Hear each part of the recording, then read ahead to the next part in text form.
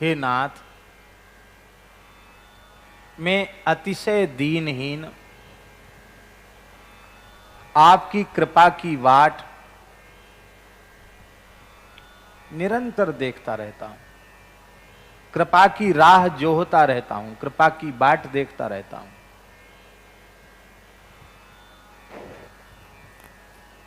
भगवान के शरणागत भक्त का, वैष्णव का लक्षण क्या है? जो भगवान की कृपा का निरंतर अनुभव करे, भूतकाल में भी कृपा थी ऐसा अनुभव करे, वर्तमान काल में भी अतिशय कृपा है ऐसा अनुभव करे, और आगे भी भगवान कृपा करुणा सागर हैं, उनकी कृपा करुणा सदा सर्वदा बनी रहने वाली है ऐसा विश्वास करे। और निरंतर लोभी व्यक्ति की भांति, जैसे लोभी व्यक्ति जिम प्रति लाभ लोभ अधिकाई, उसको जितना अधिक मुनाफा होता उतना अधिक उसको लोभ का लाभ का लोभ बढ़ जाता है, ऐसे ही जितनी अधिक कृपा का चिंतन करे उतना अधिक कृपा का लालच बढ़ जाए, और कृपा और कृपा और कृपा। ये भक्त का लक्षण है।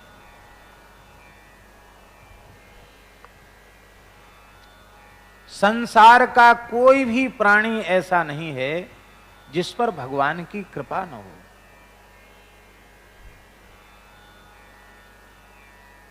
आस्तिक से आस्तिक, नास्तिक से नास्तिक प्राणियों पर भी भगवान की कृपा है।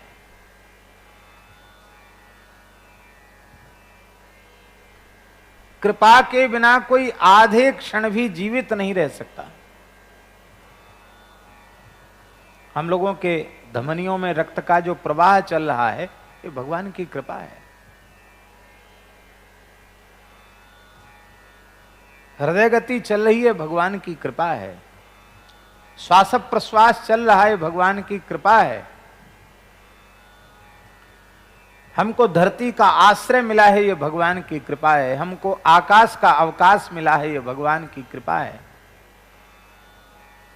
सूर्य चंद्र का प्रकाश हमें मिल रहा है, भगवान की कृपा है। अन्न जल आदि हमें प्राप्त हो रहा है, ये भगवान की कृपा है। क्या इस कृपा से कोई भी प्राणी वंचित है? चाहे वो जड़ सृष्टि का हो अथवा चेतन सृष्टि का हो, सभी प्राणी भगवान की कृपा में सराबोर हैं। इसलिए आचार्यों ने कहा है कि भगवान की कृपा की प्रवृत्ति कैसे होती है। कहते पर्जन्यवत कृपा प्रवृत्तिर भवति, मेघ के समान कृपा की प्रवृत्ति होती है। पर्जन्यवत कृपा प्रवृत्तिर भवति, कृपा की प्रवृत्ति पर्जन्य के समान, मेघ के समान होती है। जब बादल बरसता है तो फिर यह विचार नहीं करता कि जिस ऊसर में घास भी पैदा नहीं होती वहां हम क्यों बरसें, वहां तो हमारा बरसना ही बेकार है।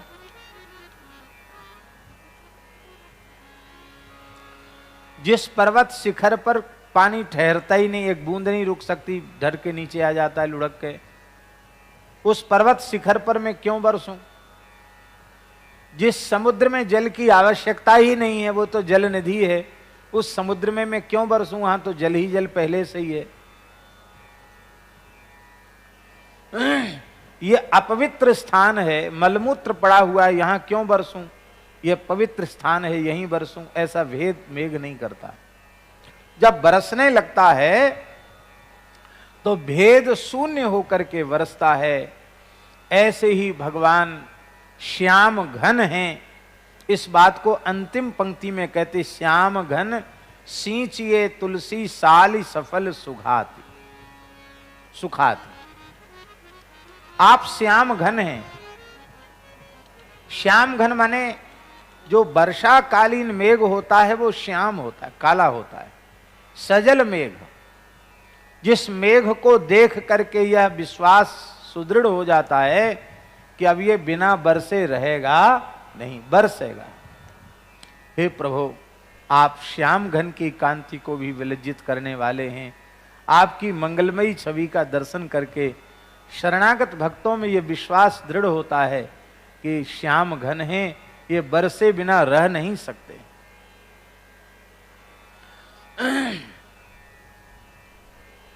कृपा सबके ऊपर है, सभी प्राणियों पर भगवान की कृपा है, कोई कृपा से वंचित नहीं है। बस अंतर इतना है, जो प्राणी भगवत सन्मुख हो जाते हैं उन्हें भगवान की कृपा का निरंतर अनुभव होने लग जाता है, और जो प्राणी भगवान से विमुख रहते हैं, जो प्राणी भगवान से विमुख रहते हैं, उन्हें भगवान की कृपा होने पर भी उस कृपा की अनुभूति नहीं हो पाती। खूब जोर का पानी बरस रहा है और यहां मैदान में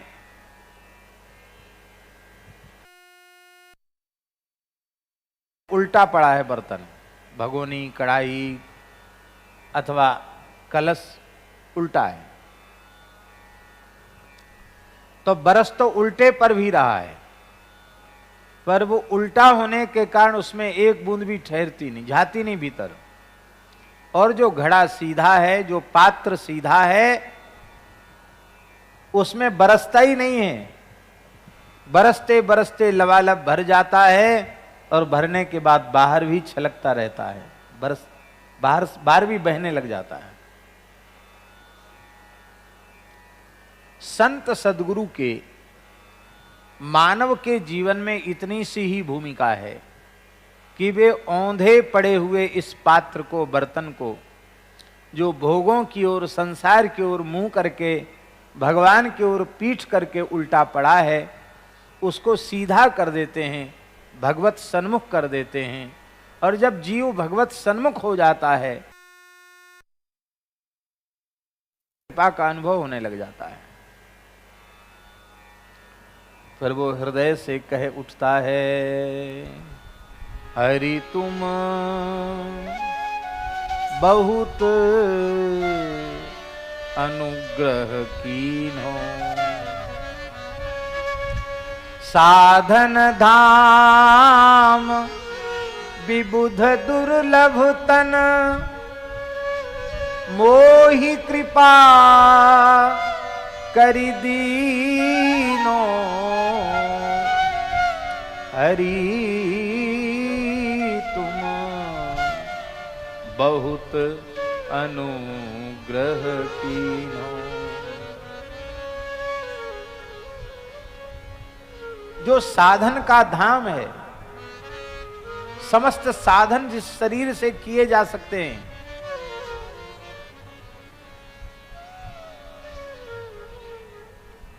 जो शरीर देवताओं के लिए भी अभिलषित है, दुर्लभ है, उस देव दुर्लभ शरीर को, साधन धाम, चतुर्विध पुरुषार्थ सिद्धि के साधन भूत इस शरीर को आपने कृपा पूर्वक हमें दे दिया। हम इसके लायक नहीं थे, आपने कृपा पूर्वक दिया। आपकी इस अनुपम कृपा का हम एक मुख से क्या वर्णन करें। कोटिहु मुख कही जात न प्रभु के, एक एक उपकार, तदपि नाथ कछु और मांगियो, दीजे परम उदार। करोड़ों मुख मिल जाएं, करोड़ों जिह्वाएं प्राप्त हो जाएं, तो भी आपके एक एक उपकार का, एक एक कृपा का वर्णन नहीं किया जा सकता। फिर भी हम इतने लालची हैं और कृपा चाहते हैं, और आपसे मांगने में संकोच नहीं है, क्योंकि दीजे परम उदार।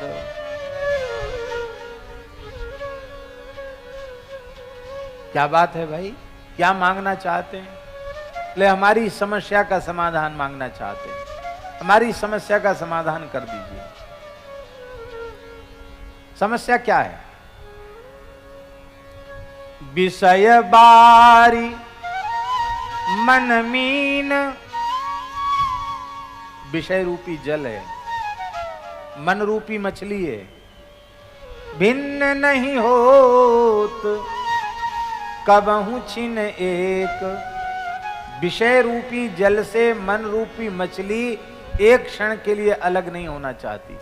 जैसा मछली को जल से प्रेम, ऐसा हमारे मन को विषयों से प्रेम है।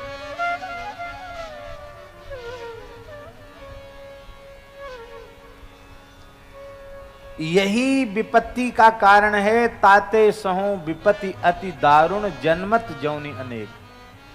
जन्म मृत्यु के चक्र में पड़ा हूं। भगवान ने कहा तब हम क्या करें? अरे बोले यही तो हम बोल रहे हैं। कृपा डोरी बंसी पद अंकुश परम प्रेम मृदु चारो, यही विधि बेधि हरो मेरो दुख, कौतुक राम तिहारो।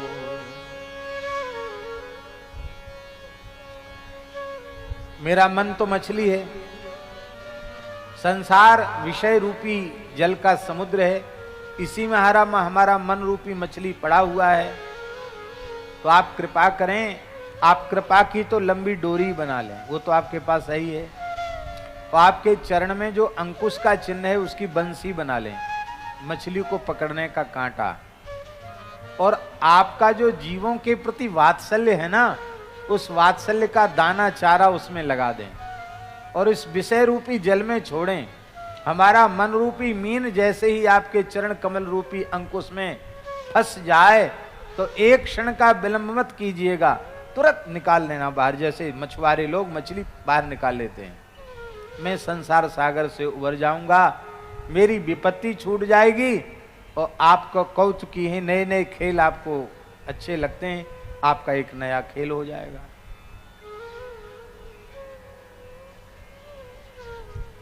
कैसी कैसी युक्तियों से भगवान की कृपा की भीख मांगी है महापुरुषों ने, आचार्यों ने। आहा, धन्य है।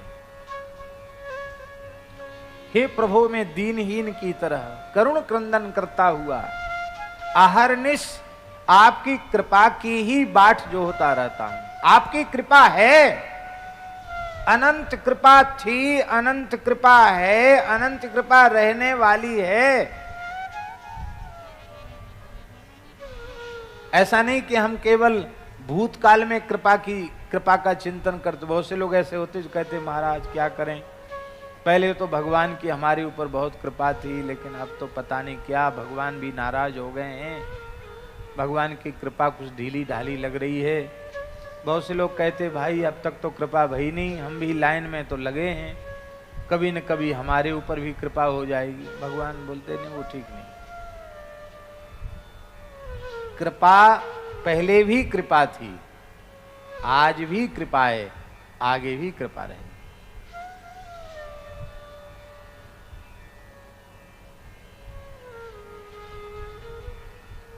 निर्वाण दायक क्रोध जाको, जिसका क्रोध भी निर्वाण देने वाला हो। भगवान में कुछ है ही नहीं, कृपा के अतिरिक्त भगवान में कुछ नहीं है। इसलिए गोस्वामी जी ने विनय पत्रिका में कहा प्रभु मूर्ति कृपामयी है। जैसे दीपावली के समय शक्कर के खिलौने बनते हैं, वो पूरा का पूरा खिलौना घड़िया गुल्ला वो सब शक्कर के होते हैं, ऐसे भगवान का नक्श श्री अंग कृपा विग्रह हैं भगवान। वे क्रोध करते दिखाई पड़ेंगे तो वो क्रोध नहीं है, कृपा ही क्रोध बनकर प्रकट हो रही है। उनकी लीला में सब कुछ कृपा ही है। देखिए क्रोध करने वाले का अनिष्ट होता है, और क्रोध जिस पर किया जाता उसका अनिष्ट होता है। न तो भगवान का अनिष्ट होता, न भगवान जिस पर क्रोध करते उसका अनिष्ट होता है। तो उसको क्रोध कैसे कहेंगे?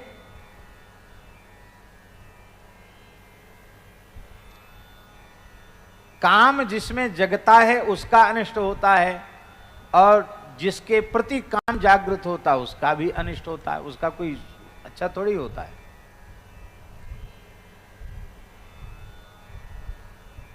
पर सो कामयत, भगवान ने कामना की, भगवान के काम से उनको कुछ नहीं बिगड़ा। और गोपियों ने श्री कृष्ण को पति रूप से पाने की कामना की, उनका कुछ नहीं बिगड़ा। इसका आशय क्या है? जो विकार है ना, जो संस्कृति के चक्र में हमें डालने वाले हैं, वे विकार भी निंदनीय नहीं है। निंदनीय है हमारा अविवेक। सब कुछ भगवान से उत्पन्न है, तो उसे हमें भगवान से ही जोड़ना चाहिए। हमने भगवान से नहीं जोड़ा, भोगों से जोड़ दिया, संसार से जोड़ दिया। यही हमारा अविवेक हमारे दुख का कारण है।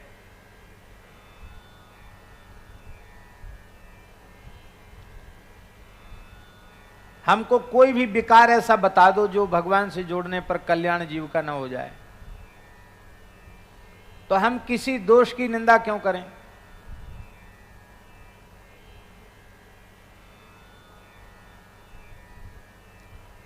लोभ है सर्व पाप को मूल। सारे पापों की जड़ का नाम है लोभ। अब भगवान के दर्शन का लोभ हो जाए तो, भगवान की कथा सुनने का लोभ हो जाए तो, भगवान के नाम जप का लोभ हो जाए तो, हमने अपने लोभ का संबंध भगवान से जोड़ दिया। तो जो लोभ सर्व पाप का मूल था, वही लोभ कल्याण का मूल बन जाएगा।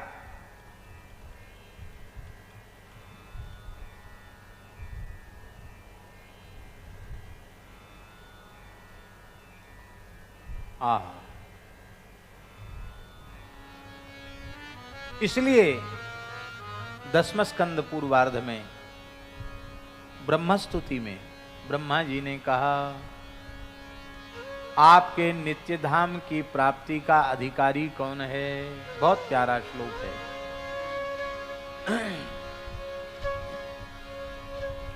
तत्तेनुकंपां सुसमीक्षमाणो, तत्तेनुकंपां सुसमीक्षमाणो, भुञ्जान एवात्मकृतं विपाकम्, भुञ्जान एवात्मकृतं विपाकम्, हृद्वाग्वपुर्भिर्विदधन् नमस्ते, हृद्वाग्वपुर्भिर्विदधन् नमस्ते, जीवेतयो मुक्तिपदे सदाय भाव, जीवेतयो मुक्तिपदे सदाय भाव। तत्ते अनुकंपाम सुसमीक्षमाण, आपकी अनुकंपा का सुसमीक्षमाण माने अनुकूल से अनुकूल अथवा प्रतिकूल से प्रतिकूल परिस्थिति में भी आपकी कृपा का वर्तमान काल में प्रत्यक्ष दर्शन करते हुए, अपने शरीर में जो दुख सुख आया है उसको आत्मकृतम इति मत्वा, ये हमारा अपना किया हुआ ही हम भोग रहे हैं, ऐसा मान करके सुखपूर्वक भगवान की कृपा का अनुभव करता हुआ अपने शरीर के प्रारब्ध जन्य दुख आदि का भोग कर ले। भुंजान एवात्मकृतम विपाकम। कितना धैर्य होता है भोगने में, विचार कीजिए। आपने अड़ींग देखा है? अड़ींग गिरिराज जी के पास में अड़ींग, तो मथुरा रोड, गिरिराज जी से मथुरा रोड पे जाते हैं तो अड़ींग आता है। अड़ींग में एक कमल कुंड है। उस कमल कुंड के पास एक संत रहते थे। गौड़ी इस परंपरा के संत थे, बड़े भजनानंदी संत थे। अत्यंत निष्काम भाव से अहर्निश भजन करते थे। वृद्ध थे, एक शिष्य उनकी सेवा में रहता था, क्योंकि शरीर बहुत वृद्ध था। और वो शिष्य भी ऐसा था, गुरुगत प्राण था, माने गुरु सेवा में प्राण समर्पित करके प्राणपण से लगा हुआ शिष्य था। निरंतर गुरु जी की सेवा करता, अहर्निश गुरु जी की सेवा करता। वृद्धावस्था वैसे ही थी और गुरु जी को एक भयंकर रोग हो गया, कंठमाल। ये पूरे गले में फोड़े, बड़े बड़े फोड़े निकलना, वो सब फोड़े बड़े हो गए, उनमें मवाद आ गया और भयंकर कष्ट, कंठमाल कहते हैं उस रोग को। और महात्मा ऐसे विचित्र कि उस भयंकर रोग में भी उनकी माला चलती रहती। शिष्य रोता गुरु जी की पीड़ा को देख करके, कहता गुरु जी आपकी दवाई, अरे बोले बच्चा ये प्रारब्ध है, अपने आप कट जाएगा, भोगने से कट जाएगा। एक दिन गुरु जी की पीड़ा सहन नहीं हुई, वो कमल कुंड के पास बैठ करके रो रहा था। तो ठाकुर जी को दया आ गई, सच्ची घटना है ब्रज की। ठाकुर जी को दया आ गई तो कृष्ण बलराम गैया चराते हुए वहां से निकले, ग्वारिया के वेश में। ग्वारिया को भेष धरी गायन पे आवे। ग्वारिया के भेष में ठाकुर, अरे बाबा काई को रो रहे, हमारे गुरु जी के ये हो गया, बीमारी हो गई बहुत, हम उनसे दुखी हैं इसलिए रो रहे हैं। गुरु जी तो कुछ नहीं, वो तो सह लेते हैं, पर हम नहीं सह पा रहे हैं, ऐसे सब पस चूरा है, कितनी पीड़ा होती होगी।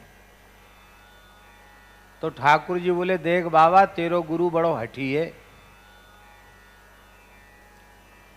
वो नेक मन में संकल्प कर ले ना तो स्वस्थ है जाएगा। अपने ठाकुर जी ते प्रार्थना कर ले तो स्वस्थ है जाओ, पर वो प्रार्थना ही नहीं करे, न स्वस्थ है वे को संकल्प करो तो वो बाई में वाय आनंद है, कहा क्यों जाए। बोले नहीं हमारे गुरु जी तो स्वस्थ होना चाहिए। बोले तो कोई बात नहीं, ले ये लूखरी ले जा। लूखरी माने जड़ी, तो जड़ी ले आए। ठाकुर जी कोई घास सी उखाड़ के ले आए। बोले इसको ऐसे ऐसे कमंडल में ऐसे ऐसे पीसना और उसका पानी रात को लगा देना, ठीक हो जाएंगे। गुरुजी रात को लेटे, घाव सफा किए, कपड़े से पोछे, अब पोछ करके जैसी वो औषधि लगाई। सवेरे जब उठे गुरुजी तो पीड़ा कष्ट तो नहीं ही था, वो घाव के चिन्ह तक नहीं थे, एकदम ठीक। तो प्रसन्नता होनी चाहिए कि नहीं। असाध्य रोग ठीक हो गया चमत्कार के रूप से, इस बात से प्रसन्नता होनी चाहिए थी। पर गुरुजी बड़े नाराज, बोले क्यों रे, ठाकुर जी ने हमको माला पहनने के लिए दी थी, तो मेरी माला कहां गई। कौन सी माला। बोले भाई कंठमाल बीमारी कहां चली गई।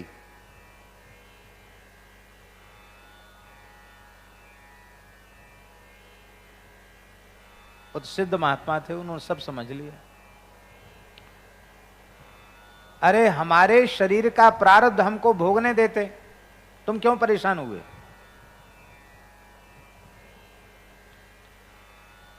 अब तुमने हमसे बिना पूछे अपनी इच्छा से काम, निकल जाओ सेवा से, अब तुम मत आना हमारे पास। बोला महाराज चाहे जितनी कठोर सजा दो, ये दंड मत दो। ले एक ही शर्त है, हमारी माला वापस ला, नहीं तो जा यहां से, करिया मोह करे यहां से। अब बेचारा शिष्य आके फिर सरोवर बैठ के फिर रोने लग गया। हे भगवान, गुरुजी तो बहुत नाराज, अब क्या किया जाए। कहते खाएंगे पिएंगे नहीं, हमारी माला लाओ। तो ठाकुर जी फिर गैया चराते हुए, चराने के लिए सवेरे सवेरे ठाकुर जी फिर निकले।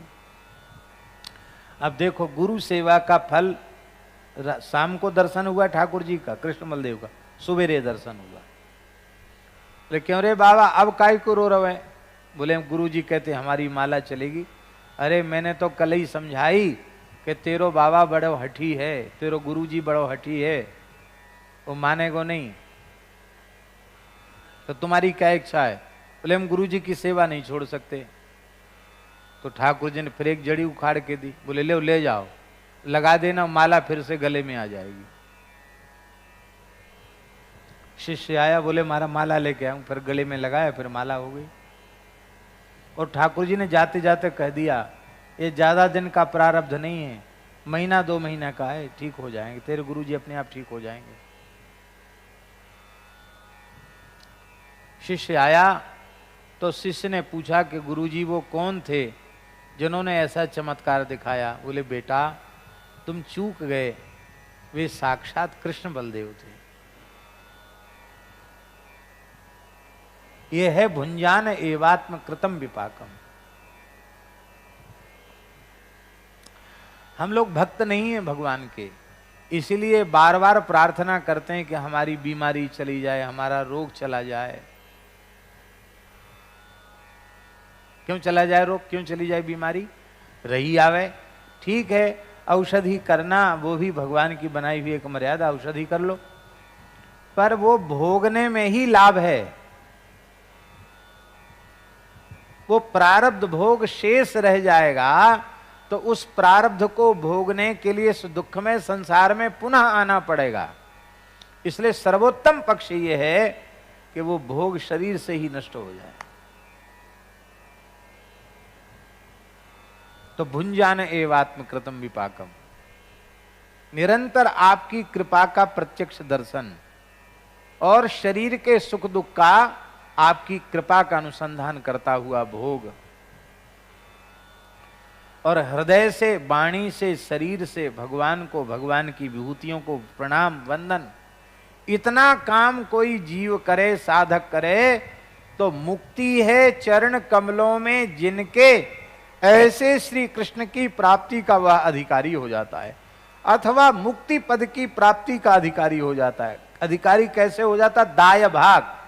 दाय भाग माने होता है जैसे पुत्र अपने पिता की पैतृक संपत्ति का स्वाभाविक अधिकारी होता है, ऐसे ही भगवान की प्रेम रूपी संपत्ति, भक्ति रूपी संपत्ति, मुक्ति रूपी संपत्ति का वह स्वाभाविक अधिकारी बन जाता है। बोलो भक्तवत्सल भगवान की जय।